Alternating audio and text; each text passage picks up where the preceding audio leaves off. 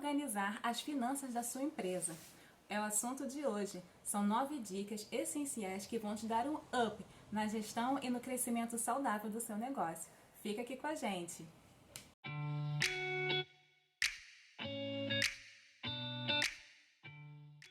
O primeiro passo é a disciplina. Aquele ditado que diz que quando não há motivação é a disciplina que sustenta, isso é verdade.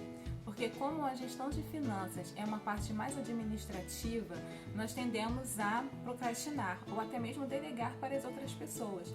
E não é errado, mas primeiro precisa passar por você. Você precisa ter o conhecimento do que está acontecendo financeiramente dentro da sua empresa. A disciplina, ela começa com os registros financeiros, ou seja ele as movimentações bancárias ou através do dinheiro físico. Também você precisa registrar toda a movimentação e não somente registrar, também analisar. Essa análise, ela funciona através de 2 indicadores, que o próprio nome já diz. Eles vão te indicar, vão te ajudar a verificar aonde você precisa ter mais cuidado, onde você precisa reduzir os gastos, onde você precisa aumentar os investimentos.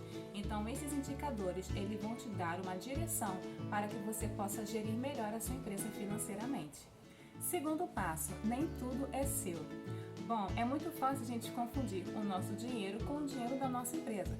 Afinal de contas, nós somos os sócios dessa empresa. Então, a gente acaba se confundindo, mas nem tudo que parece é. Ou seja, as contas da empresa são somente da empresa e as minhas contas são somente minhas. Então, a gente precisa tomar cuidado para não haver essa mistura, pois os bens, o patrimônio da empresa não se misturam com os bens e o patrimônio da pessoa física.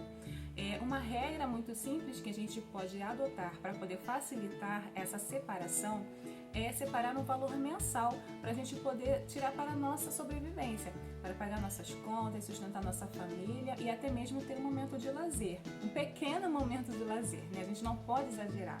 Então a gente faz essa separação através de um prolabore e mensalmente a gente retira esse salário da empresa. E se a empresa tiver lucro, você pode fazer um adiantamento para você que vai complementar a sua renda, que nós digamos assim que vai te enriquecer, porque a partir disso você vai conseguir ter um controle, uma disciplina para não tirar todo o dinheiro da sua empresa. Infelizmente, às vezes os próprios sócios acabam matando a sua empresa aos poucos, quando vai ver todo o dinheiro que entrou está sendo usado para o pagamento de contas pessoais. E a gente não pode permitir que isso aconteça, porque a empresa ela tem o seu próprio patrimônio, ela tem a sua própria subsistência. Então é preciso ter um controle. É importante salientar que o lucro líquido ele é o resultado da subtração do faturamento bruto de todas as despesas e obrigações que a empresa tem. Então, esse resultado líquido ele vai ser uma base. Para quê? Para eu poder separar algumas reservas que vão me ajudar a ter um controle melhor da minha empresa. Por exemplo, reserva para departamento pessoal, reserva para investimentos. Isso vai fazer com que você tenha uma visão clara. Para te ajudar ainda mais, você pode criar algumas contas bancárias específicas para um determinado fim. Por exemplo, você pode abrir uma conta bancária apenas para recebimento do dinheiro dos seus clientes e outra conta bancária para o seu capital de giro. Nós chamamos assim porque essa conta de capital de giro é onde nós faremos os pagamentos das obrigações da empresa.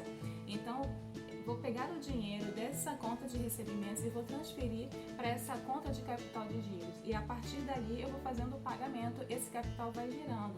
Outra parte do dinheiro eu posso abrir outra conta bancária para as reservas, para as emergências, para o departamento pessoal e para a provisão também para investimentos. Vão te ajudar, vão deixar a sua empresa mais segura financeiramente. Terceiro passo, conheça os prazos. É importante você estar ciente de quantas contas a sua empresa paga e quando elas são pagas, para que você tenha sempre o dinheiro reservado para o pagamento dessas contas. Porque se uma conta dessa atrasar, você vai ter que pagar juros, vai ter que pagar multa e às vezes essas multas e juros, dependendo do valor dessa conta, elas são muito altas. E aí você vai procrastinando e isso acaba virando uma bola de neve. E a gente não quer isso. Então conheça os prazos de pagamento da sua empresa. Quarto passo, faça um planejamento orçamentário. Nós que somos empreendedores temos que trabalhar tanto com planejamento de recebimento planejamento de pagamento. Ali a gente vai perceber qual o prazo que a gente tem para pagar e qual o prazo que a gente tem para receber.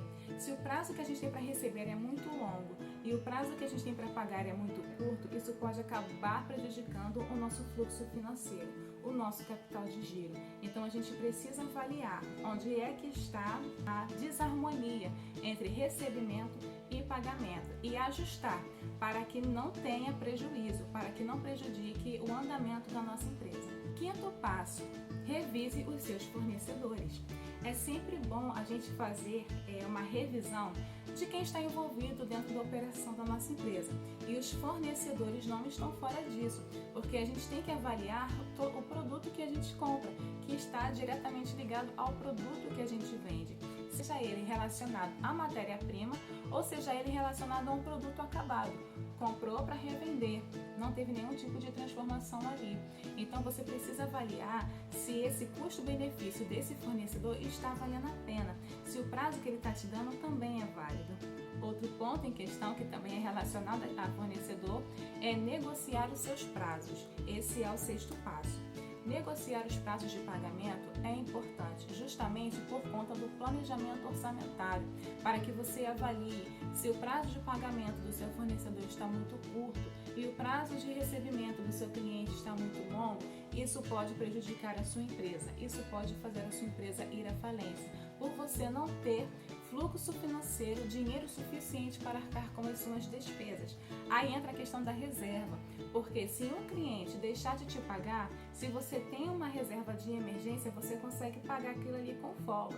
Mas se você não tem, você acaba ficando num sufoco, gerando um estresse financeiro que não é legal, que pode acabar prejudicando a operação do seu negócio. O sétimo passo é revise seu estoque. Por que eu preciso revisar o meu estoque? O seu estoque é um dos bens mais preciosos que você tem. É através dele que o seu cliente chega até você. É através dele que você tem a sua renda, que a sua empresa tem o seu faturamento. Então, o seu estoque, ele precisa ser reavaliado sempre que for necessário, sempre que tiver a oportunidade. Porque você, principalmente as empresas que estão começando agora, é difícil a gente ter uma visão de quanto que a gente vai vender, quanto que a gente vai comprar. Então, assim, a gente precisa fazer uma revisão de logística, uma análise de logística, para avaliar quanto que eu compro de mercadoria e quanto que eu vou vender de mercadoria. Porque se você comprar muita mercadoria e o seu estoque ficar parado, é dinheiro parado. E se esse estoque ficar parado por muito tempo, pode acabar vencendo a validade dele. E aí você tendo que se desfazer dessa mercadoria. Então, olha só, você vai estar se desfazendo do seu dinheiro. Então, isso é muito importante. Tem que ter uma atenção cuidadosa. Da mesma forma, se você tiver um estoque mais minguado, então se o seu cliente chega ali procurando esse produto e você não tem, então você também da mesma forma acaba perdendo dinheiro.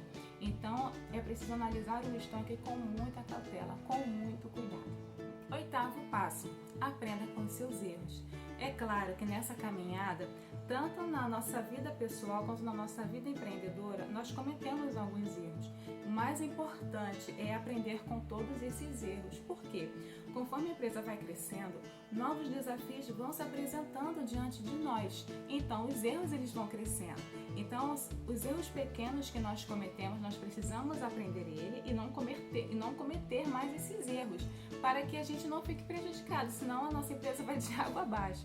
Então, os erros não é sinal que a gente tem que parar, é sinal que a gente tem que aprender com ele e prosseguir e avaliar, porque através desse histórico que nós temos dessa nossa caminhada, a gente vai conseguir avaliar onde foi que nós erramos e o porquê que nós erramos e como nós vamos fazer para não errar mais nesse tipo de situação.